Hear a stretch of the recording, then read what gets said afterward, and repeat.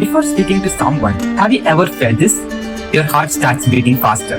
You want to say something, but suddenly your mind becomes blank. You start thinking, what should I say? Will I say something wrong? What will they think about me? So in the end, you say nothing. This happens to many people. And today, we are going to talk about why most people are afraid to speak. Hello everyone, this is day 2 of my 30-day communication challenge. Yesterday we spoke about why communication is powerful, right? But before improving communication, we need to understand something important.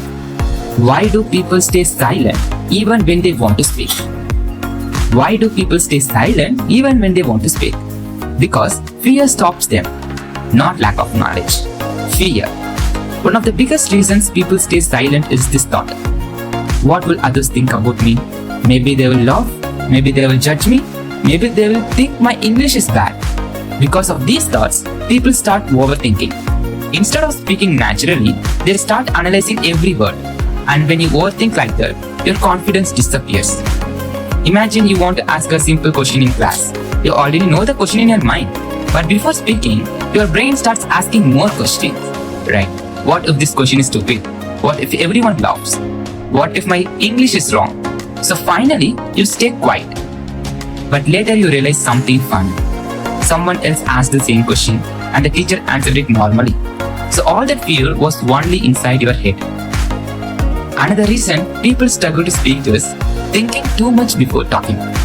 They try to create the perfect sentence in their head. Perfect grammar, perfect words. But conversation does not work like that. Real communication is simple and natural. When friends talk, they don't stop and calculate grammar. They just speak. But when people become too careful, they freeze. Here is a simple truth. People are not focusing on your mistakes as much as you think. Everyone is busy thinking about themselves. So the fear that everyone is judging me is mostly an illusion. Another reason is simple. Most people don't practice speaking, right? They watch videos, they read books, they learn grammar, but they don't actually speak. Communication improves only when your mouth practices, not just your brain. Learning communication without speaking is like learning swimming by watching videos. I repeat, learning communication without speaking is like learning swimming by watching videos.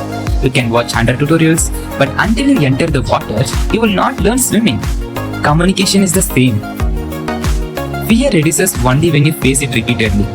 The first time speaking may feel uncomfortable. The second time becomes easier. After many times, it becomes normal.